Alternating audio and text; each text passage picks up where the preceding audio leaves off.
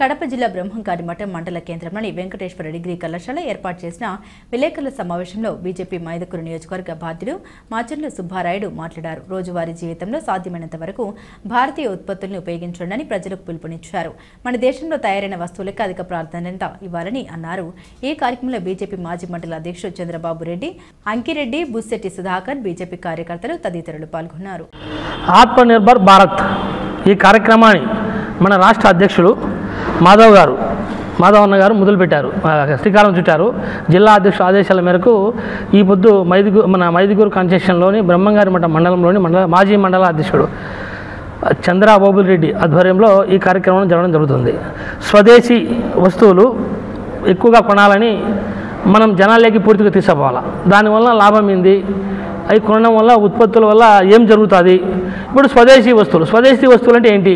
ఇతర దేశస్తులు కూడా మన ఇండియాలో పెట్టుబడి పెడితే అది స్వదేశీ వస్తువు కిందకే లెక్క. ఎందుకంటే ఇక్కడ మనం ల్యాండ్ ఇస్తున్నాం, దానివల్ల ఉద్యోగాలు వస్తున్నాయి పిల్లలకు, మనకు ట్యాక్స్ 18%, దానికి ఏ విధంగా ట్యాక్స్ వస్తే గవర్నమెంట్ ఆదాయం వస్తుంది. ఇక్కడ వస్తువులే మనం కొనగలిగితేగినా మనం ఇక్కడ సంపాదించిన డబ్బులు ఇక్కడే వడ్డీ మనకు మళ్ళీ రిటర్న్ వస్తుంది. అదేవిధంగా ఈ స్వదేశీ విధానాన్ని మనం పూర్తిగా అవలంబించాలా. ఎందుకంటే యువత బాగా ఆలోచించాలా. మీకు టెక్నాలజీ చూస్తాను బాగా, ప్రపంచ దేశాలు ఏ విధంగా ఉన్నాయి. మన ప్రధానమంత్రి నరేంద్ర మోడీ గారు స్వదేశీ వస్తువులను వాడమని ఎక్కువగా ప్రిఫరెన్స్ ఇచ్చారు. ఎందుకు చెప్పాడు ఆ విషయం?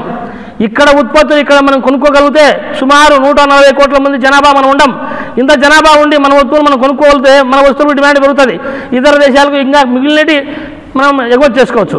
తద్వారా మనకు ఉద్యోగావకాశాలు పెరుగుతాయి, ట్యాక్సులు వస్తాయి, అన్ని విధాలు బాగుంటాయి. అదేవిధంగా పిల్లలకు, యువతకు కూడా మనం ఇండియాలో ఎక్కడ పర్యటించినా మన రాష్ట్ర భాష, మన దేశ భాషనే ఎక్కువ మనం వినియోగించుకోవాలి. తద్వారా మనకు పోయినప్పుడు సపోజ్ ఆంధ్ర, తెలంగాణ ఉంది, తెలుగు మాట్లాడితే ఆటోమేటిక్ గుర్తుపడతారు వీడు తెలుగువాడు అని. తమిళనాడు పోతే తమిళ్ మాట్లాడితే తమిళనాడు గుర్తుపడతారు.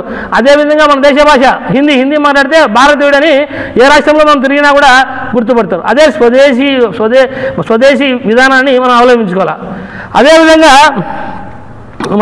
మనం చూస్తుంటాం, మన పర్యాటక కేంద్రాలు చాలా ఉన్నాయి.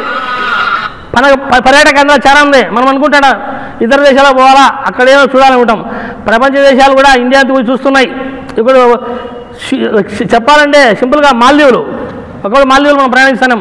ఇప్పుడు మన మోడీ గారు అక్కడ పర్యటించి చూశాడు, చెప్పాడు. అక్కడికి పోతే మాల్దీవులు కన్నా మన ఇండియాలోనే మనకి ఇక్కడే కూడా బాగా వసతులు ఉన్నాయి.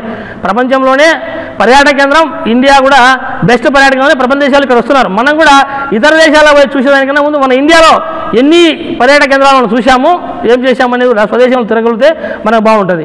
ఈ విషయాలన్నిటి కూడా భారతీయ జనతా పార్టీ తరఫున ప్రతి ఇంటింటికి వెళ్ళి స్వదేశీ వస్తువులు ఎందుకు కొనడం వల్ల లాభం ఏంటి అనే విషయాన్ని తెలియజేయడానికి ఈ పొద్దు భారతీయ జనతా పార్టీ బ్రహ్మంగారి మఠంలో పర్యటిస్తుంది. అదేవిధంగా రాబోయే స్థానిక ఎన్నికలలో కూడా భారతీయ జనతా పార్టీ కూటమి తరఫున కూటమి తరఫున ఎక్కడ ఏ స్థానాలు వస్తే ఆ స్థానాల్లో పోటీ చేసేదానికి బీజేపీ కూడా సంసిద్ధంగా ఉంది.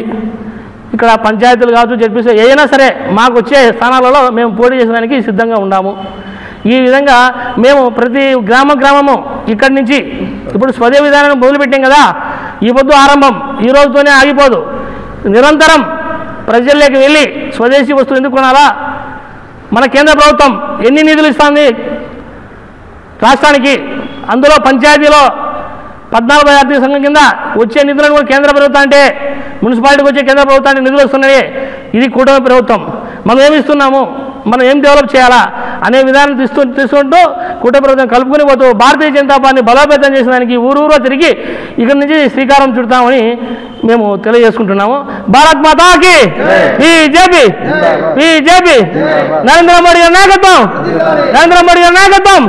ఈ మాధవ్ నాయకత్వం, బీజేపీ.